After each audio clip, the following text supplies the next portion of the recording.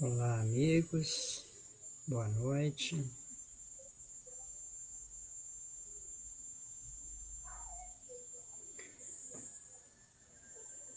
A gente está iniciando, a gente está só aguardando uns minutinhos para a nossa atividade da live da Caminho da Luz, da noite. O som está ok?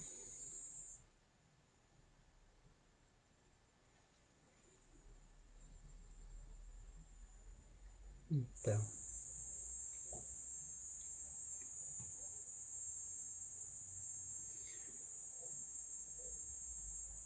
aqui no meu horário, 20 horas, a gente vai iniciando a nossa reflexão como um momento importante que nós precisamos nesse instante de nos harmonizar.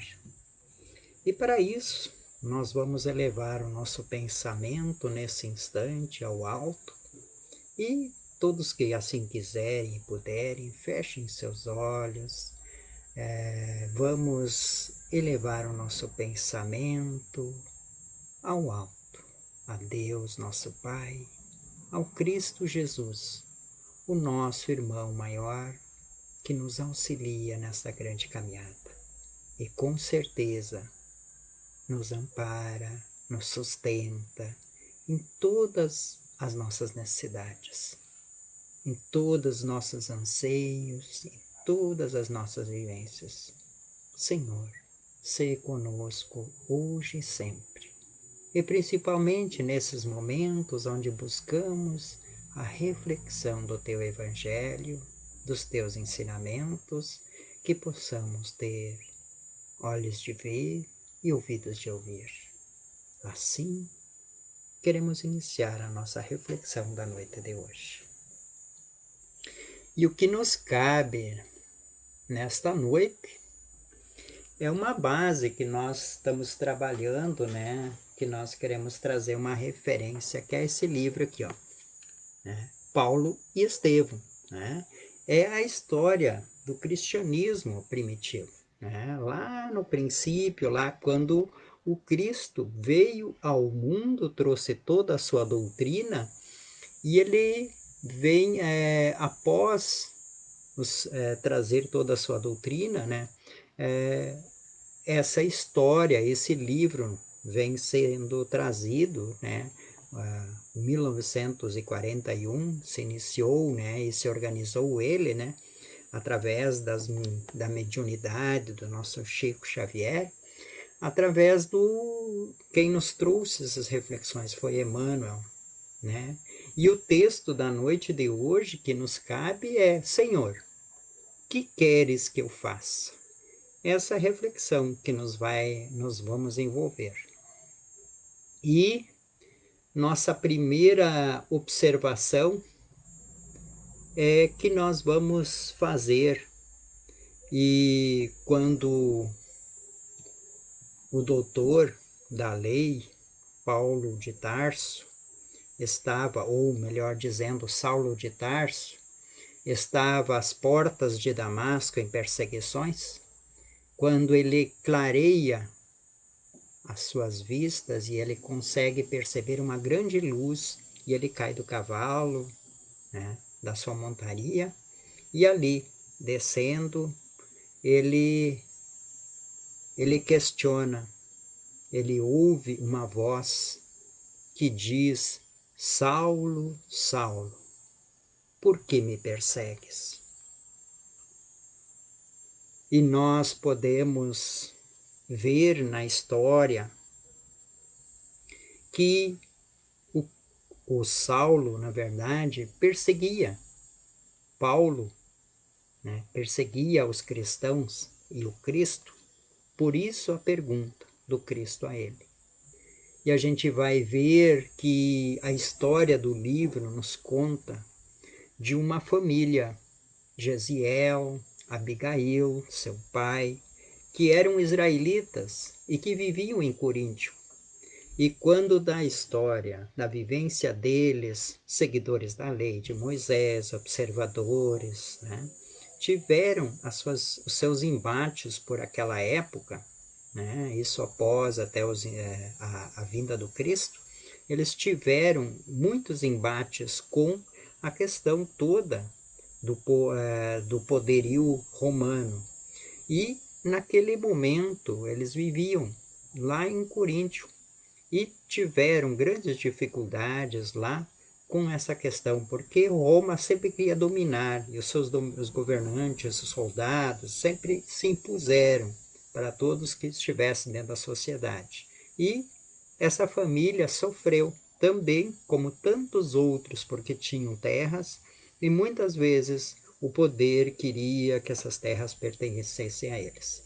Então, essa família que tem na figura o Gesiel, a Abigail, que são os filhos e o pai, o pai, numa ânsia de dor e sofrimento, ele ateia fogo a um campo que é de uma pessoa, de um desses homens de poder, por causa de uma situação que ele sofre de injustiça. E aí ele vai lá e bota fogo. E eles descobrem que foi ele, né? E eles eram muito apegados aos ensinamentos de Isaías, do Velho Testamento. E Gesiel, resoluto, né, fala e conversa sempre com o pai, com a irmã, né, e eles têm toda uma vivência harmoniosa, serena, e desta forma eles são condenados, o pai é condenado a tantas chibatas.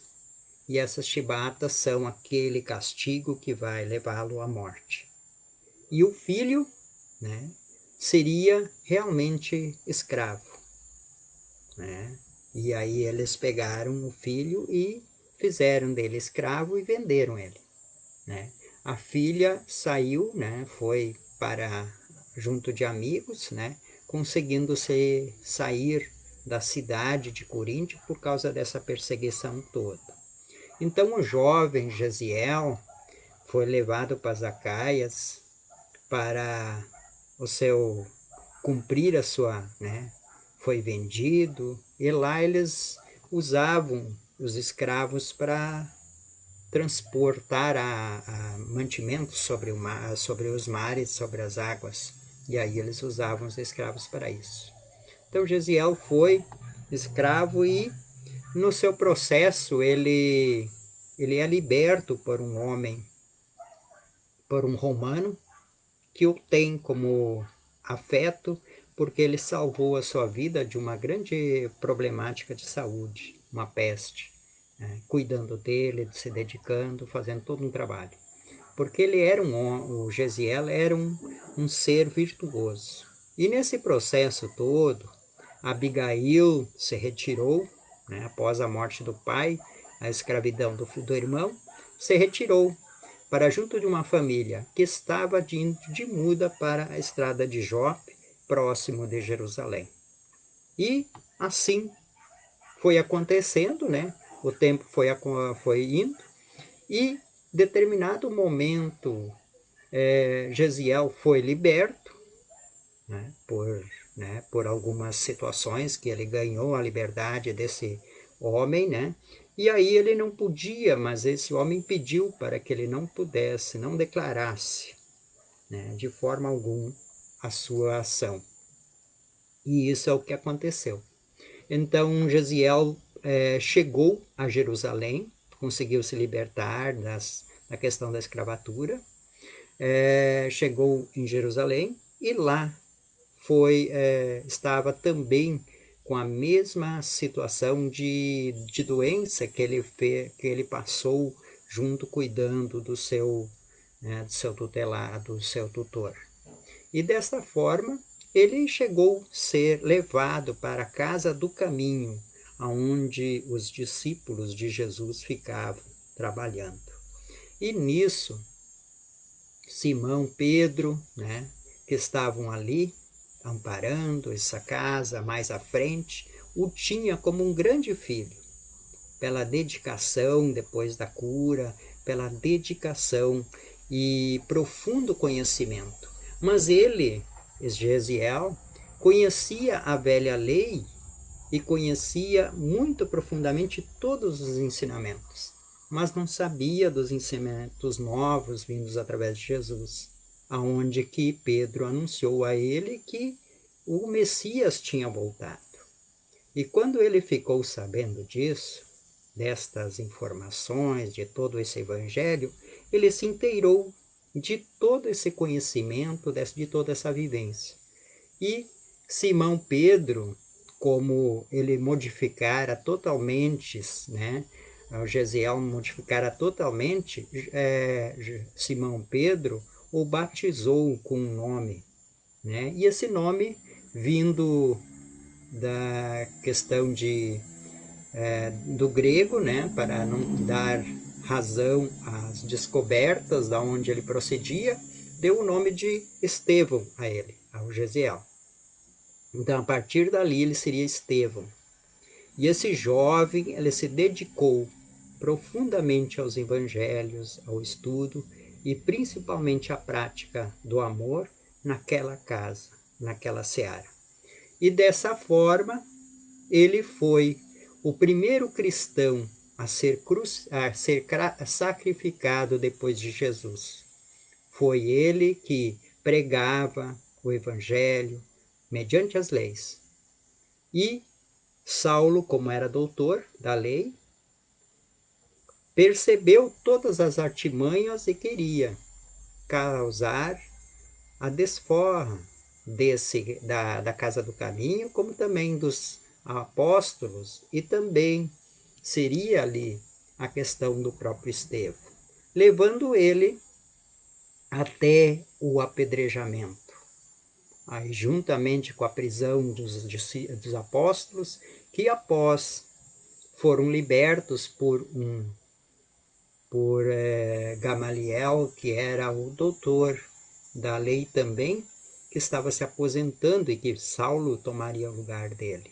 A pedido dele, vendo a grande obra de reestruturação, de caridade que eles faziam na Casa do Caminho, lá, né, ele se dirigiu, conheceu, e aí ele foi a perceber toda a realidade de auxílio que eles davam a tantos que necessitavam. E dessa forma ele, percebendo a grandiosidade daquela obra, pediu para que eles fossem libertos para poderem auxiliar, continuar fazendo o bem, que a lei, ou aqueles, os fariseus e todos que seguiam a lei de Moisés, não faziam o bem desta forma. Então ele pediu encarecidamente que fosse feito isso.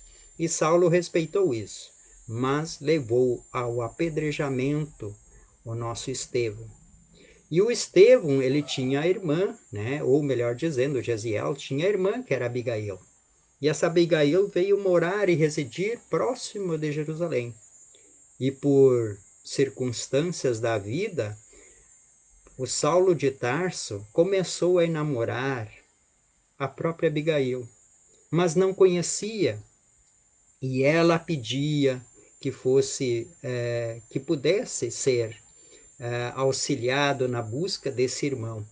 Até um dia, né, ela não sabia das experiências todas, né, e ninguém sabia, porque tinha se modificado totalmente os nomes, né, a gente vai perceber que Saulo manda apedrejamento, faz o apedrejamento público, né, de Estevão, e nesse dia Abigail encontra-se com Estevão, ou melhor dizendo, com Gesiel. E aí ela percebe que é o irmão, porque a mesma imagem dele ajoelhado, recebendo castigo, é a mesma situação que quando ela deixou ele lá em Coríntio, junto na questão do pai.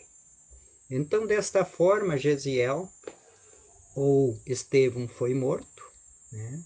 E ela, percebendo isso tudo, né, Saulo, tendo como irmão, né, da sua amada, um grande inimigo dele, pelas ideais que tinha, perseguia os cristãos. perseguia as ideias do Cristo, não aceitava elas, porque elas eram contrárias àquilo que Moisés pregava. É que ele não tinha o entendimento dela ainda profundo. E desta forma, a perseguição aos cristãos após a morte de Estevão, né, Gesiel, e após a vivência dele, continuou e ficou cada vez mais forte por causa desse imenso ódio que ele tinha pelos cristãos, porque eles tinham uma paz, uma harmonia muito grande, que não era o que ele sentia. Ele ansiava por isso, mas não encontrava. E desta forma nós podemos perceber que ele perseguia os cristãos até ao momento em que teve mais ânsia de perseguição, quando descobriu que Abigail também tinha, e dentro das conversas dele, quando foi visitar Abigail, porque nos primeiros momentos não, né, por causa de toda essa situação, mas quando ele chegou a visitá-la, encontrou ela no leito de morte. E aí ela tinha se convertido ao cristianismo, ao Cristo, e ele mais ainda ficou indignado. E ela, numa frase célere, ela diz que ela orava por ele, para que ele pudesse encontrar o Cristo. Porque ele, até aquele momento, ele não tinha conseguido ainda se dar conta. E assim como ele defendia Moisés, ele iria defender o Cristo também, com muita dedicação e muito carinho. Ela dizendo para ele no leito de morte. Quando ela desencarna, quando ela morre, né, deixa as coisas, ele volta com mais ênfase a querer perseguir o grande homem que seria Ananias, o mestre que ensinou ela as questões do Cristo. E Ananias tinha residência primeiro na estrada de Jope, né, junto dos vizinhos ali de Abigail. Depois ele era ambulante, né, depois ele foi para dentro de Jerusalém. Mas quando as perseguições continuavam, ele se mudou para Damasco. E foi para lá que ele foi. O Saulo de Tarso se dirigiu para Damasco para perseguir Ananias. E quando chega à porta de Damasco, próximo da cidade, ele encontra todas aquelas situações. Mas o que nós precisamos perceber é que nesse momento ele já estava com angústias profundas em seu ser, em questionamentos profundos com relação a tudo isso que ele via nos seguidores do Cristo, e ele não tinha. Ele não tinha essa paz, essa serenidade que ele tanto ansiava, e eles tinham. E ele buscava isso.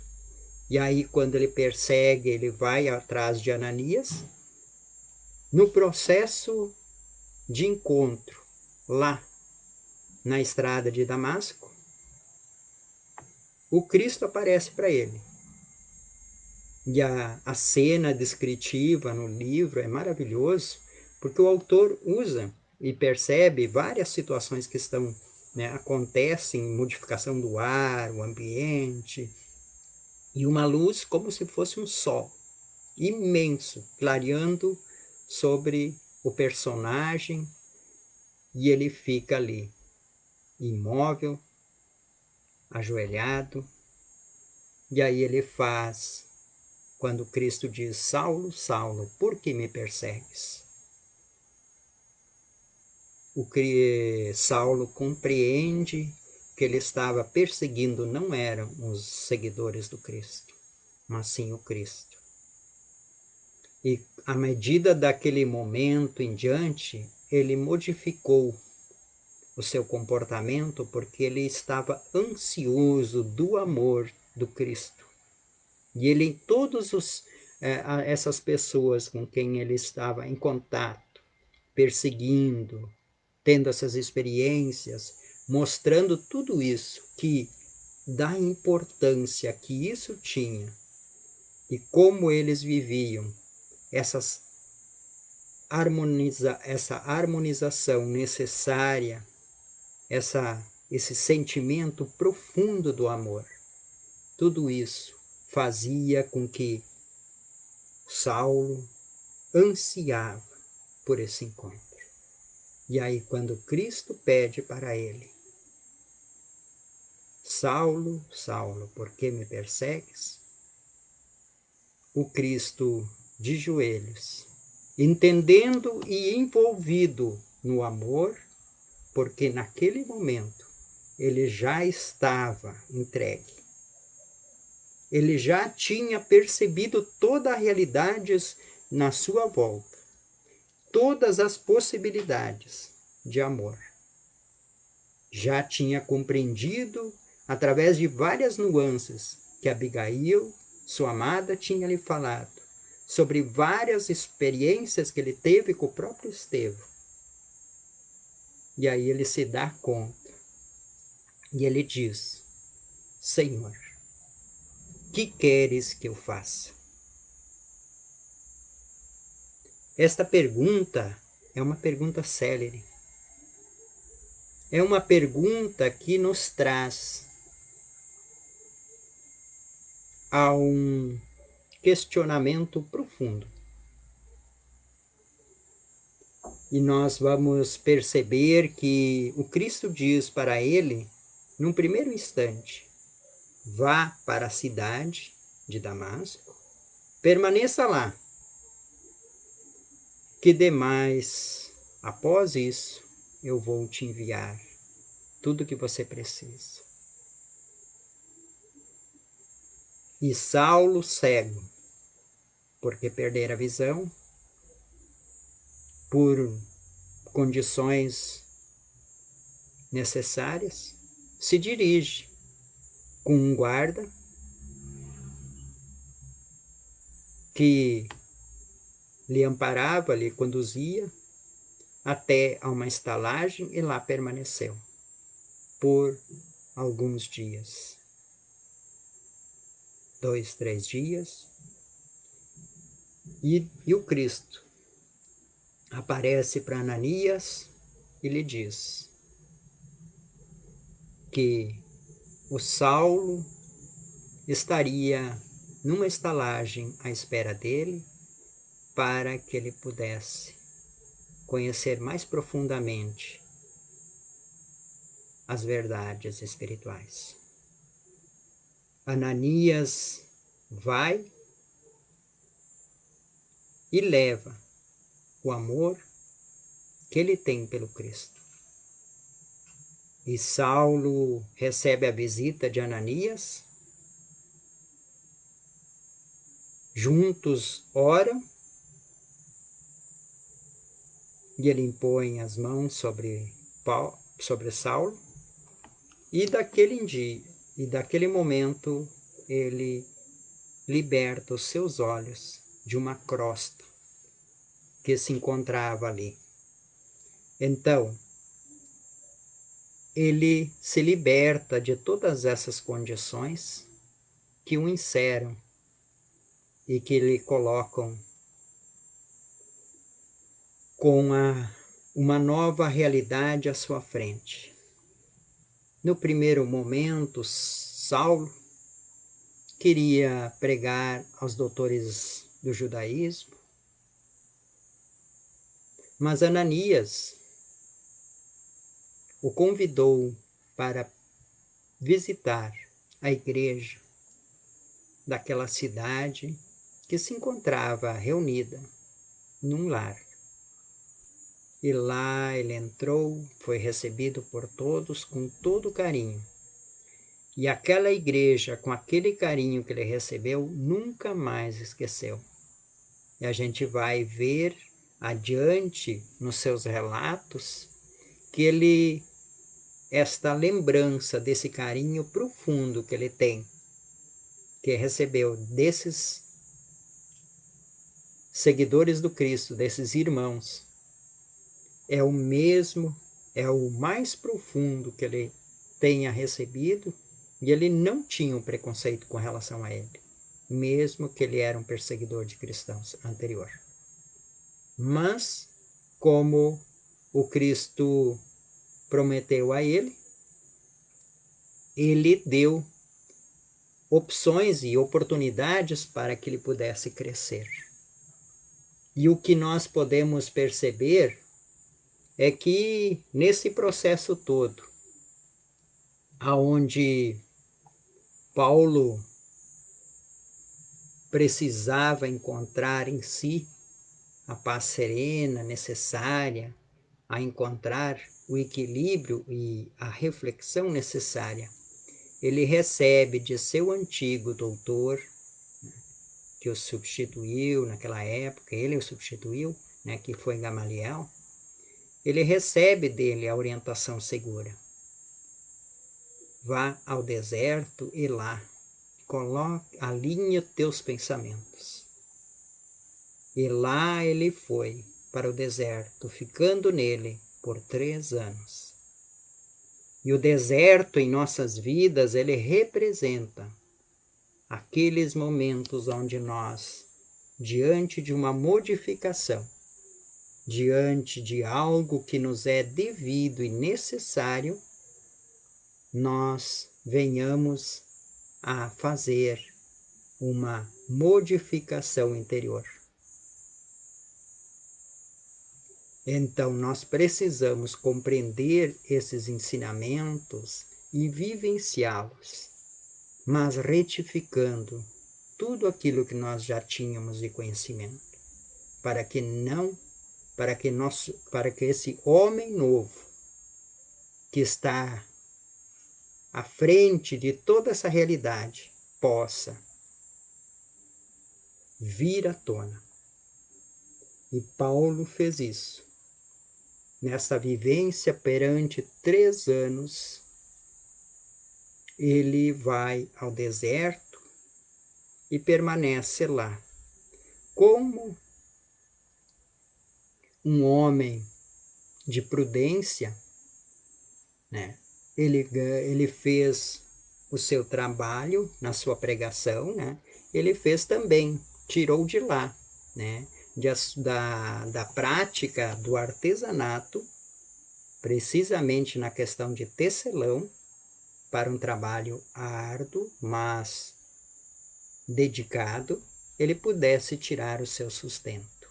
E dessa forma, Saulo, ou melhor dizendo, agora já Paulo, porque Ananias o batizara desta forma, após toda aquela vivência, e necessário era que Paulo modificasse, mas profundamente modificasse o seu interior, compreendendo, percebendo toda a sua realidade como espírito. E aqueles ensinamentos do Cristo fossem aqueles necessários à compreensão e à vivência. E a gente vai ver que a experiência de Paulo, naqueles momentos, vendo a questão das leis antigas, né, da questão toda do judaísmo, que era a questão de reter as leis, organizar e fazer, né, e da mesma forma, todos os ensinamentos do cristianismo, trazendo por terra a questão da compreensão do ser espiritual que nós somos, da vivência, de acordo com valores edificados. Então, desta forma, nós podemos perceber que a questão 799 do Livro dos Espíritos, trazido qual seria o objetivo do Espiritismo no mundo. E eles dizem, os Espíritos nos respondem, destruir o materialismo. Destruir todas as ideias materialistas, porque nós não somos materialistas, nós somos essencialmente espíritos ou almas vivendo em em matéria, mas que precisamos sim das coisas materiais que Deus nos dá. Como filhos que somos, Ele nos propicia e nos dá possibilidade de que nós, usando eles, nós os retemos, nós os guardamos. E nós fizemos com que esses ensinamentos, com que estas vivências, com que estes valores que fizemos através dessas vivências, que são nas coisas materiais, ficam. E são os valores que nós guardamos. Que a ferrugem não rouba, que o ladrão não rouba. E nesse processo todo, Abigail, quando falava com, na época ainda Saulo, ela disse uma frase profunda, que nos serve de referência e que nos mostra hoje quão isso é verdade. Ela diz assim: o homem é obra viva a ser lapidada a todo momento. Isso por quê? Porque nós precisamos imensamente, todos os instantes, do Cristo para nos conduzir, dos seus ensinamentos para nos lapidarmos daquilo que não é bom. E na questão 919 do Livro dos Espíritos, Santo Agostinho nos dá essa diretriz. Por que é importante para o homem esse reavivar, esse ajustar de vida para o caminho da perfeição, para a construção do reino dos céus em sua vida? Como vai fazer isso? E Santo Agostinho já vos disse que um sábio da antiguidade já vos disse: sede perfeitos. E nós podemos perceber que nesse processo, aonde nós caminhamos cada vez mais para junto do Cristo, que os seus ensinamentos não são em vão, que os seus ensinamentos são aqueles necessários para os momentos em que nós estamos vivendo. Não é por acaso. E as circunstâncias que a vida apresenta para nós hoje, dezembro de 2020, mediante a pandemia, mediante tantos irmãos que partem do plano físico ao espiritual, de regresso à pátria espiritual, através da pandemia, através desses processos. E nós, o que fica para nós de exemplo? Como os ensinamentos de Jesus nos servem.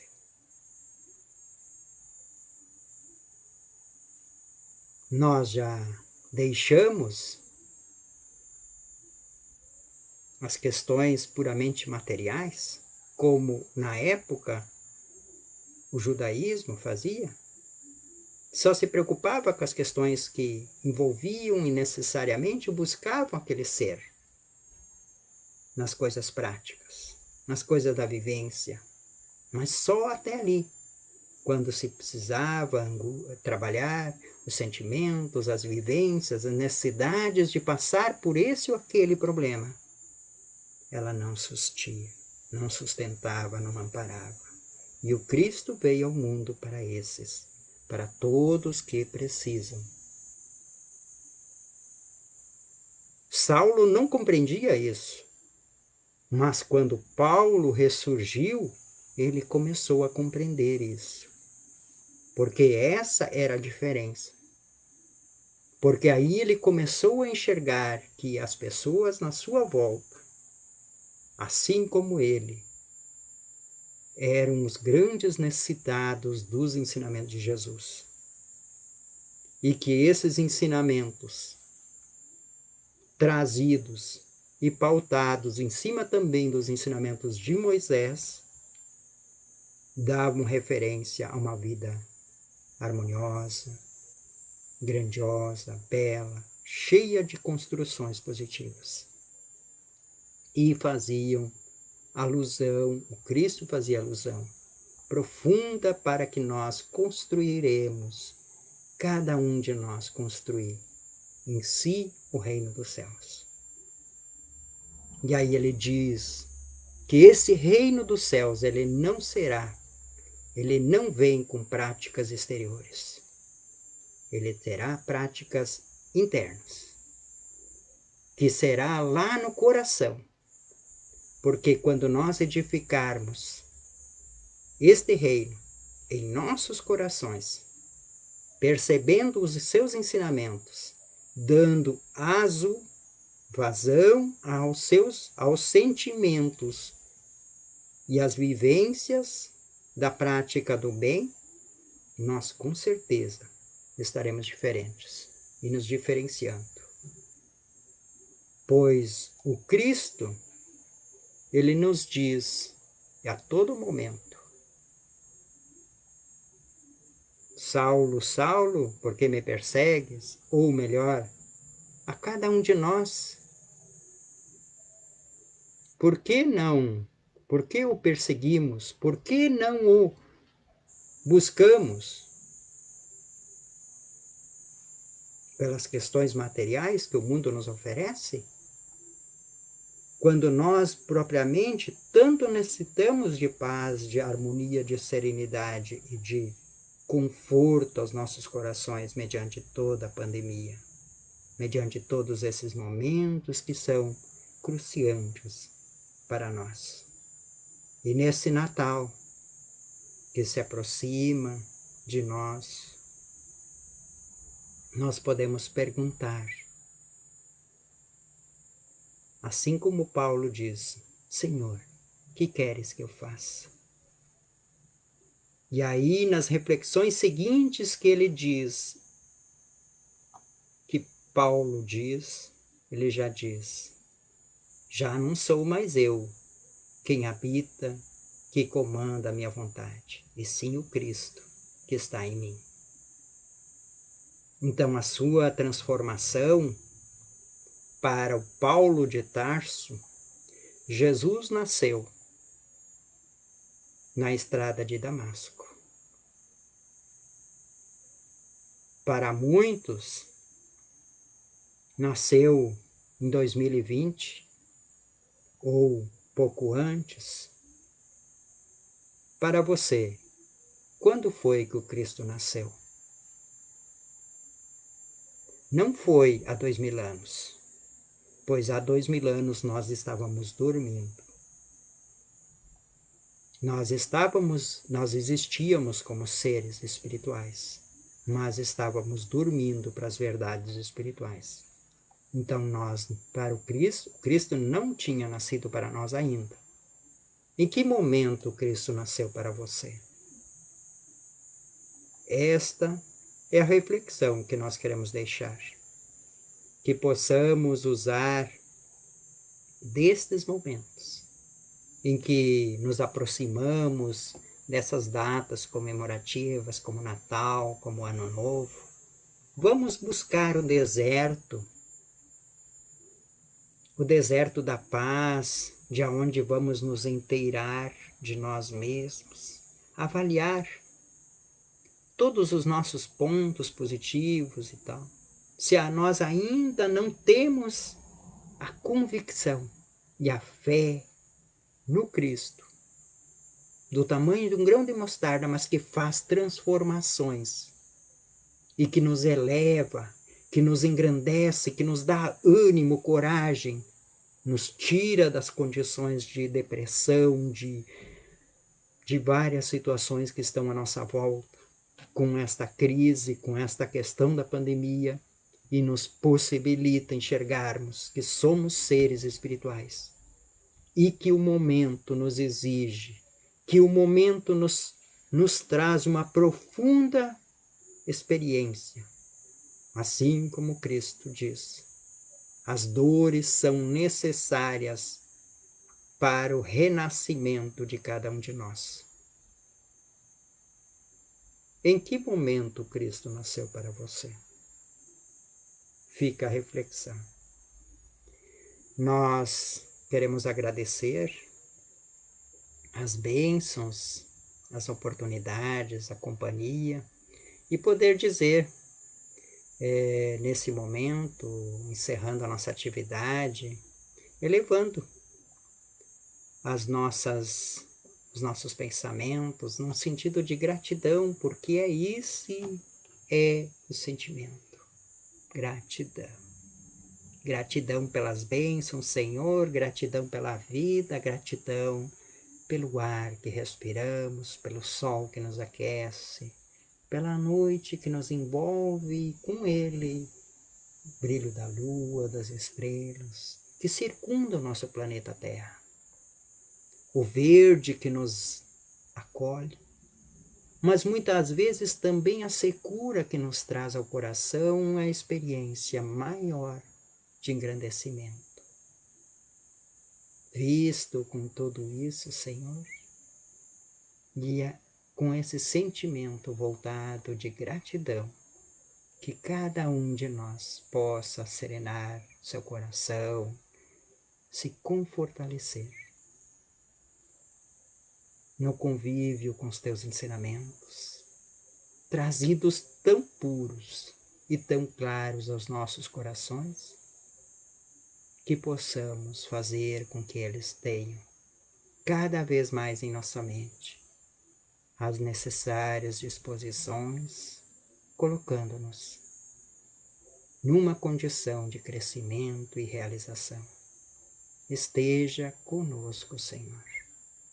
Faça-nos instrumentos deste grande amor. E assim, meus amigos, agradecidos pela companhia também, nós encerramos a nossa reflexão da noite e que Jesus nos ampare nessa caminhada, pois sem Ele, que é o excelso amor em nossa terra, fazendo esse grande trabalho de nos convocando. Fica o nosso abraço, uma boa noite, um bom dia, tudo de bom.